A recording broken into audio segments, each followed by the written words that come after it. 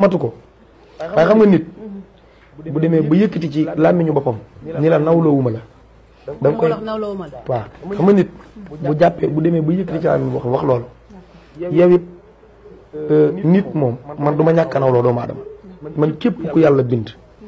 ngay nit di sol yére ba boo doon sol ay sagar sax nawloo naa la ndax jëmmi doomu aadama ji yàlla moo ni lu ma bind ñoo ma ci gënal waaye man nit bu mu nee taxaw nag directement ni man nawloowuma la man it su boobaa du ma ni nawloowuma ko waaye nag dinaa xam ni may dox sama diggante moom moo tax wax ji sax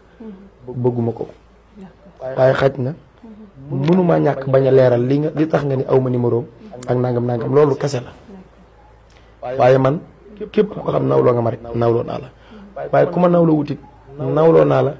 waaye say mbir dinaa ci tey ak koo mën a doon ndax fii sëriñ bee fi ne kenn du man mënumaa way keneen mënta way bala ñu ko mënoon a xam tey ñu génn ci way ñu way sëriñ bi di way la ne kenn dootuñu déglu kon lii neex ci li ñuy wax du ñun ñoo ko neexal ki ñuy wax di sëriñ bi moom moo saf nit ñi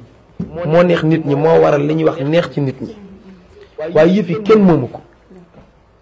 maanaam fi ñuy juumee ñun ñëpp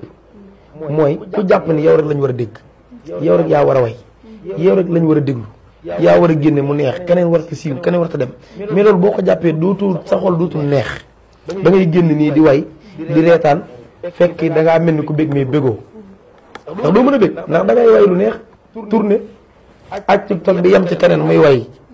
di nga ko romb sax waaye tey di nga ko gis moom xam naa da ngay gaaw rek daal di gaaw aj waaye du tee moom force nga gis ko léegi nag loolu day tax sa xol du neex léegi nag ñun nañ fexe di dégloonte di diwo bii waali def ne ñun ñii suñ biir ñun ñoo ko waroon njëkkee